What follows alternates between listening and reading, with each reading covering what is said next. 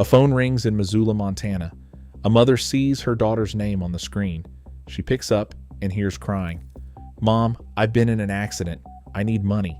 Right now." She knows that cry. She'd know it anywhere. She almost sent it. Almost. Until something made her stop, call her daughter's office instead of the number on the screen. Her daughter picked up. Safe. Confused. Sitting at her desk. The voice on the phone had been her daughter's. Every breath, every crack in the sob, every word, copied from a video posted online weeks earlier. This is 2026, and for the first time in human history, hearing someone you love is no longer proof they're real. By the end of this video, you'll understand something most people still don't grasp. Deepfakes have stopped being a tech curiosity. They've become an industry, with victims, quotas, and billions of dollars flowing through it every single year. We're going to walk through how these scams actually work, who's behind them, who's being hit hardest, and why even trained security professionals are struggling to keep up. You'll hear about a finance employee who wired $25 million after a video call with people who technically didn't exist. You'll hear how the same technology used to steal grandmother's life savings is also being used by state-backed operatives to infiltrate American companies from the inside. And at the end, we'll come back to Montana, because what actually stopped that scam wasn't technology at all. It was something much simpler. Let's start with the number that should genuinely worry you. In 2019, deepfake fraud barely existed as a category. It was a novelty, face swap filters, celebrity gag videos, nothing that touched real money. By 2026, that has completely changed.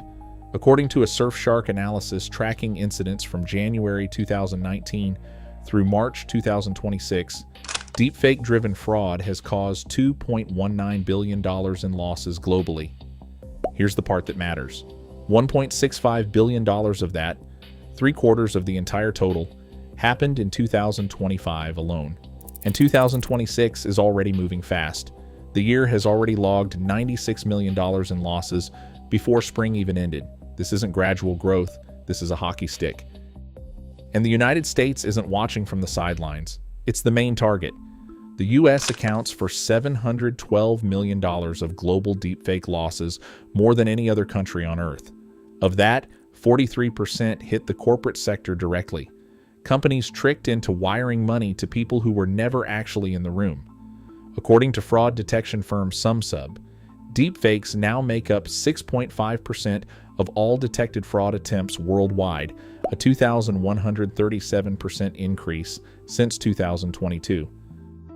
So what does that actually look like in practice? Let us go to the case that changed how corporate America thinks about video calls. Hong Kong, January 2024. A finance employee at the engineering firm Arup receives an urgent email, supposedly from the company's UK-based CFO. A confidential deal needs a wire transfer. He's suspicious. So he does the responsible thing. He joins a video call to confirm it is real. And there they are, the CFO. Several colleagues he recognizes, faces he's seen in meetings for years, voices that sound exactly right. Every single person on that call was fake. Not photos, not recordings, live, responsive, AI-generated video, reacting to his questions in real time, sounding calm, sounding authoritative, sounding exactly like people he trusted. He authorized the transfer. Then another, and another. By the time anyone realized what had happened, the company had made 15 separate payments totaling $25 million, gone, sent straight into accounts controlled by people who had never set foot in that boardroom. Security researchers now cite this case constantly because it proved something deeply uncomfortable. A video call is no longer proof of anything. Not the face, not the voice, not even a live back-and-forth conversation. And Arup was not an isolated nightmare. It was a preview of what was coming for everyone else. Because if a company with security teams and compliance departments can be fooled this completely, what happens to someone with none of that protection at all? The FBI's 2025 Internet Crime Report did something it had never done in nearly 25 years. It tracked AI-enabled fraud as its own formal category. The results were brutal. AI-powered scams cost American seniors $352 million in 2025 alone, with over 3,100 victims aged 60 and older reporting losses to the FBI. In September 2025, the Department of Justice charged 13 people in an operation that stole more than $5 million from elderly victims across 5 states. They used exactly this playbook. Here's why older Americans specifically get targeted. It isn't just trust, it's math. Americans aged 65 to 74 hold a median net worth of over $400,000, more than 10 times the median for adults under 35. To a scammer, that makes every phone number in a grandparent's contact list a potential payout. The method rarely changes. A public video, a birthday post, a voicemail greeting, scraped for a voice sample, fed into a cloning tool. Within minutes, a synthetic version of that voice can say anything at all. The call comes at night. Panic in the voice. Please don't tell mom. And a demand. Gift cards, wire transfer, cash handed to a stranger at the door. No hacking, no stolen passwords, just a voice and trust. Now here's where it gets strange, and this is the part almost nobody talks about. The single biggest category of deepfake fraud isn't grandparent scams. It isn't corporate wire fraud either. It's fake celebrities selling you investments. Deepfake videos of government officials or public figures endorsing fraudulent investment platforms have caused $1.13 billion in damages, 52% of all reported deepfake fraud losses worldwide. Think about what that means. Somewhere right now, a video is circulating, maybe on your own social feed, showing a recognizable, trusted face calmly explaining why you should move your savings into some new crypto platform. The face is real. The voice is real. The endorsement never happened. These videos spread through paid social advertising, engineered to reach the widest possible audience before platforms can catch and remove them. And they work, because trust in a familiar face has always been one of the oldest tools a con artist owns. Corporate impersonation makes up another 25% of losses. Romance scams built on deepfakes account for 7%. Family member impersonation, the grandparent-style scam, makes up 6%. Every category is rising. None of them are slowing down. But here's the twist that turns this from a fraud story into something much bigger. The FBI, the DOJ, and the Cybersecurity and Infrastructure Security Agency have jointly documented something almost unbelievable. Operatives linked to North Korea's government using deep fake identities to pass job interviews and getting hired.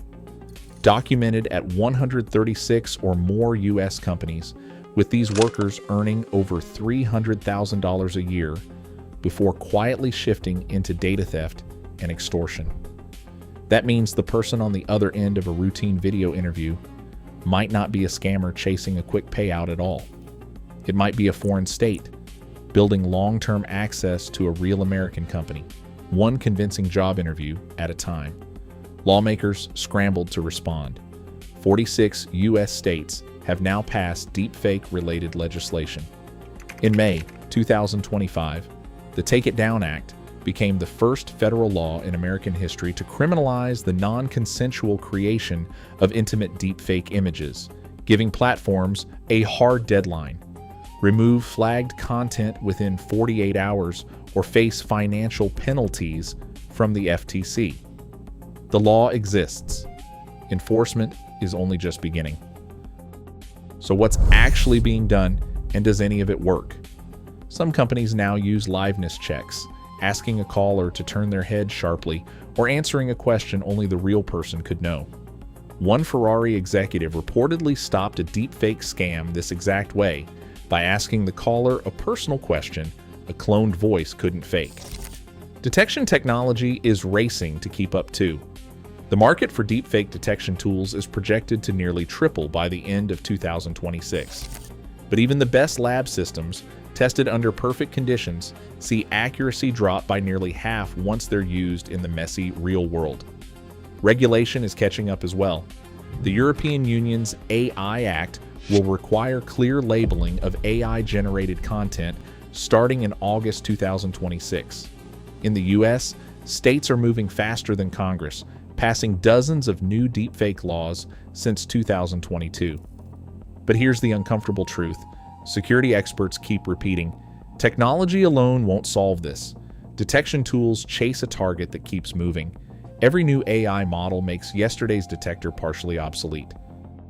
Which is why almost every expert ends up saying the same thing. The real defense was never going to be software. It was always going to be a habit. A pause. A phone call to a number you already trust. So here's the number that should genuinely unsettle you. Researchers at the identity verification firm iProve ran a test. 2,000 people from the United States and the United Kingdom. Real footage placed next to AI-generated footage. One simple task, tell them apart. Only 0.1% of participants could reliably do it.